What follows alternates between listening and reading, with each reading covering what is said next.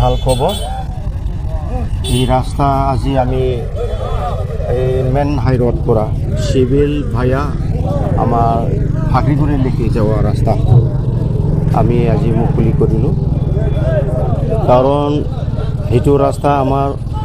Gossaigaon sub division ভিতৰত এটা main office আছে চিভিলিষ্ট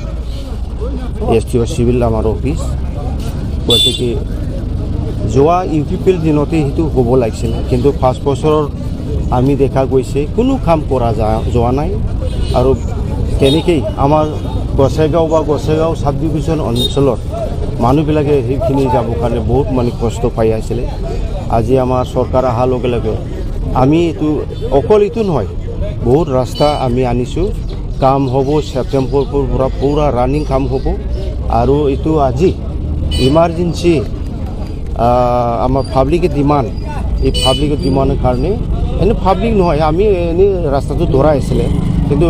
বাজেট হ'ব জুলাইত গতিকে অলপ লেট হ'ব গতিকে আমাৰ এতিয়াই লাগে সেইকাৰণে আমি চিফছাৰ লগত কথা পাতি এইটো